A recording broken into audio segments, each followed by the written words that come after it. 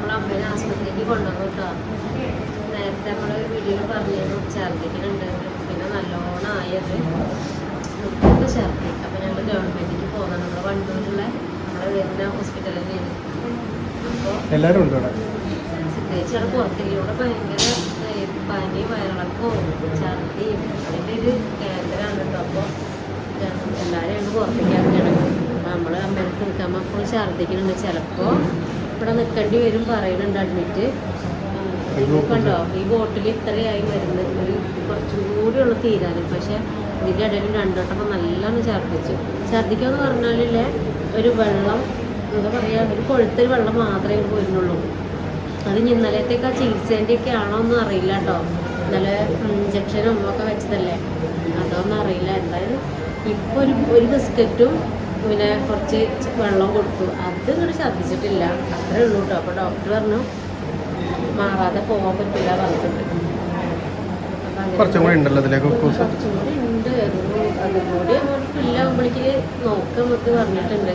എന്തേലും പിന്നെ ഒന്നും കഴിക്കാൻ കൊടുത്തില്ല. ആ ബിസ്ക്കറ്റ് ഇവിടെ വാങ്ങി കൊടുത്തു വെച്ചിട്ട് മധുരമില്ലാത്ത ബിസ്ക്കറ്റ് ഉണ്ട്, അത് ഒരെണ്ണം കൊടുത്തു. അപ്പോൾ സിസ്റ്റർ പറഞ്ഞു ഛർദിക്കലില്ലെങ്കിൽ കൊടുക്കാറുണ്ട്. അപ്പം അമ്മ അറിയാതെ കഴിഞ്ഞോട്ടെ, അത് കഴിഞ്ഞിട്ട് നോക്കാന്ന്.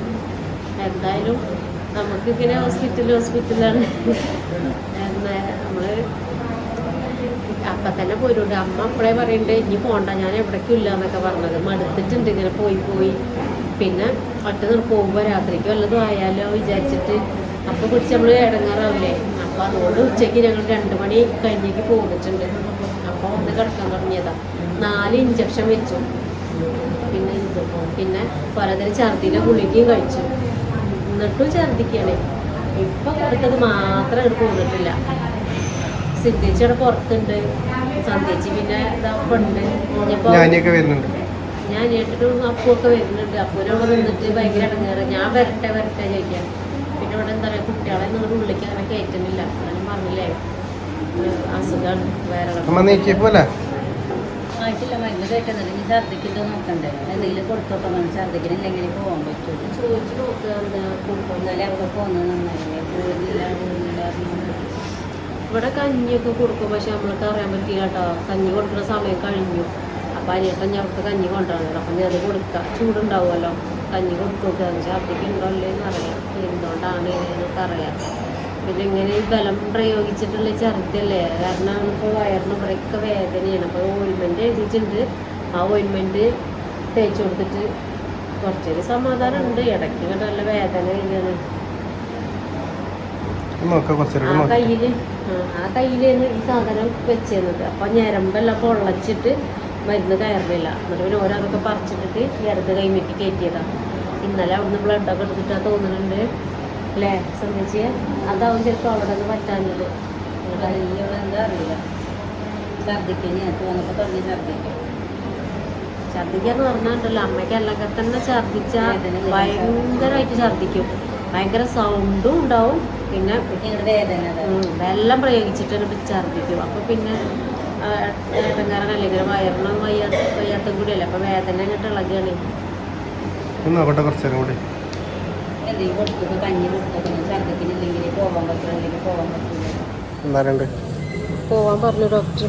പിന്നെ നമ്മൾ ലാസ്റ്റ് കൊടുത്ത ബിസ്ക്കറ്റും വെള്ളമൊന്നും ഛർദിച്ചിട്ടില്ല. അപ്പോൾ പോവാൻ പറഞ്ഞു. ഇപ്പോൾ ബെന്നു കൊടുത്തിട്ടുണ്ട് കേട്ടോ, കട്ടൻ ചായയും അല്ല കട്ടൻ ചായ എടുത്തില്ല. അത് ഒന്ന് കുറച്ച്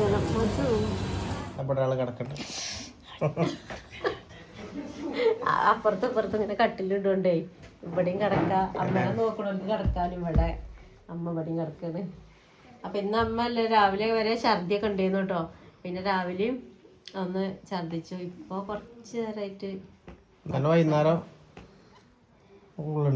ആ മരുന്ന് പോലെ അങ്ങനെ കിടക്കുന്നത് ഒച്ച എങ്ങനെ ഉണ്ടാവുന്നുണ്ട്. അപ്പം അമ്മേനെ കൊണ്ട് ബുദ്ധിമുട്ടിച്ച് വർത്താനം പറയിപ്പിക്കേണ്ടെന്നൊക്കെ പറഞ്ഞിട്ടുണ്ട് കേട്ടോ കമന്റില്. അപ്പം അതുകൊണ്ട് അമ്മ ഇപ്പൊ നീച്ചിരുന്നു.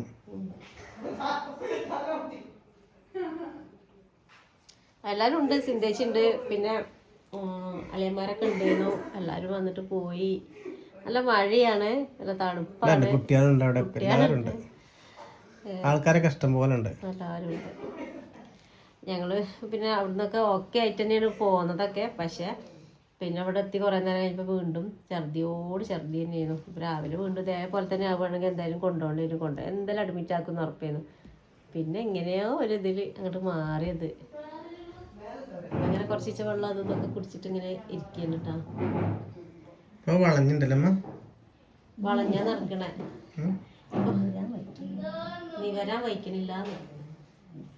നിവർന്ന് നടക്കാൻ പറ്റില്ല. ഇങ്ങനെ വയറ് പിടിച്ച് കാലത്തന്നെ വയറിന് നടക്കുമ്പോൾ തന്നെ വയറിങ്ങനെ താങ്ങി പിടിച്ചിട്ട് നടക്കുള്ളൂ. ഇപ്പൊ കുനിഞ്ഞാ നടക്കണേ. ചോറൊക്കെ ഉണ്ടാക്കി വെച്ചിട്ടുള്ളൂ, ചോറിട്ടിട്ടില്ല കേട്ടോ.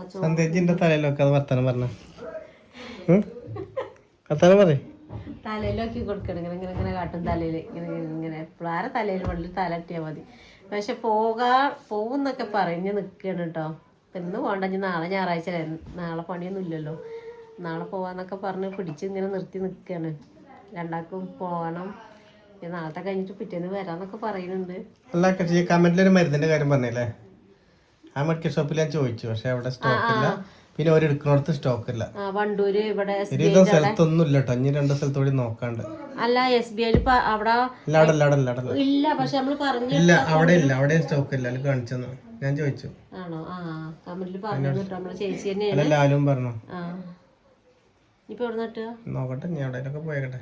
അല്ലാത്ത മരുന്നില്ല. എല്ലാരും അന്വേഷിക്കണ്ടേ. ഏറ്റവും വലിയ ഫാർമസിയാണ് ഇവിടെ നിലമ്പൂരുള്ള. ചാലിയാറുണ്ട്, പിന്നെ സൂര്യ എന്താ പറഞ്ഞു, അതിലൊന്നും ഇല്ല മരുന്ന്. അങ്ങോട്ടൊക്കെ വിളിച്ച് നമ്മൾ നല്ല വണ്ടൂർ ഗവൺമെന്റിൽ തന്നെ നമ്മൾ രാധ ചേച്ചി, അവിടുത്തെ ചേച്ചി മുഖേന നമ്മൾ വിളിച്ച് അവിടെ അന്വേഷിച്ചത്. അവിടെ ഒന്നും കിട്ടിയില്ല. പിന്നെ അവിടെ നിംസിൽ അവിടെ കുറേ സ്ഥലങ്ങളിൽ വലിയ വലിയ സ്ഥലങ്ങളിൽ ചോദിച്ചിട്ടൊന്നും കിട്ടിയിട്ടില്ല. നോക്കട്ടെ, കോഴിക്കോട് കിട്ടില്ലാത്ത പറ്റില്ല. നമ്മൾ ചോറും കൂട്ടനൊക്കെ ഉണ്ടാക്കി വെച്ചിട്ട് തിന്നണം. മീനൊക്കെ കിട്ടിയിട്ടുണ്ടെന്ന്. ഇന്നൊരു കല്യാണം ഉണ്ടായിരുന്നു, സന്തോഷേട്ട കല്യാണത്തിന് പോയിട്ടോ.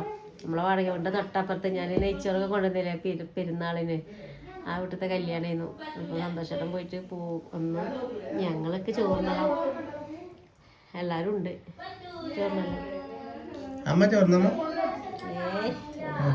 അരി വറുത്തതും ചായയും കുടിച്ചപ്പോ വേദനയാണ് മെയിൻ പ്രശ്നം. നല്ല വേദന മാറില്ല. ഭക്ഷണം ഏതും കഴിക്കണമെന്നില്ല.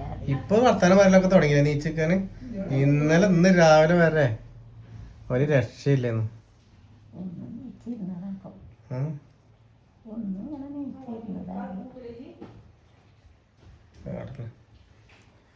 റെഡി ആയിക്കോളും.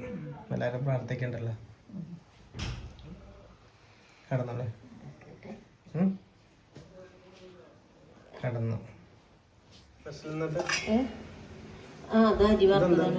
അത് കരിഞ്ഞിട്ട് പോക പോയേ. ഇത് സാമ്പാർ ഇന്നലത്തത്. നമ്മളെ അസുഖം ഇങ്ങനെ കാണിച്ച് ആർക്ക് അല്ലേ. അപ്പം നമ്മൾ അടുക്കളയിലേക്ക് ചോറ് എടുക്കാൻ പോകുന്നതാണ്. കോവയ്ക്കപ്പേരി ഉണ്ട്, പിന്നെ ഇത് ഉണക്കല്. ഞാൻ അത് പച്ചമീനാ, പച്ചത്തളയാണ്. കല്യാണത്തിന് പോയി നാളെ ചോദിക്കുന്നത്. മീൻ കണ്ടപ്പോൾ ചോറ് വേണം. പച്ചത്തള സാധാരണ മീന് കറി വെക്കൂല, പൊരിച്ചാണ് എടുക്കുക കേട്ടോ. പക്ഷെ ഞങ്ങൾ ഇന്ന് പുളിയൊക്കെ ഇട്ട് ഇങ്ങനെ വറ്റിച്ചെടുത്തു. അങ്ങനെ കറി ആയല്ലോ എന്ന് വിചാരിച്ചിട്ട് അപ്പോൾ പച്ചക്കറി ഉണ്ടാക്കിയാലും കണ്ടോ. പച്ചക്കറി ഇന്നലെ ഉണ്ടാക്കിയ സാമ്പാർ ഇത്രയും ബാക്കിയാണ്. അപ്പോൾ അത് കാരണം വെറുതെ ഉണ്ടാക്കി കളയണ്ടല്ലോ വിചാരിച്ചിട്ട് ഒറ്റ മീൻ കറി ആക്കിയതാ.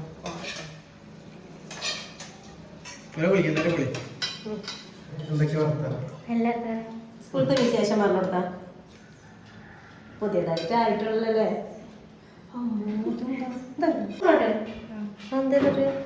ഒരു കോഴി കൊത്തും പോലെ ഒറ്റ കൊത്ത്. ഞാൻ വെച്ച മീൻകറി എല്ലാരും ഉണ്ട് ഇവിടെ. അപ്പൊ ഇവിടെ ആർക്കും ഒരു ഉത്സാഹമല്ല. അപ്പൊ നാളെ കാണാം അല്ലെ. വെറുതെ വർത്താനം പറയണ്ട. ചോറ് കേട്ടോ, ഞാൻ മാത്രമേ പറയുള്ളൂ. അപ്പൊ നാളെ കാണാം.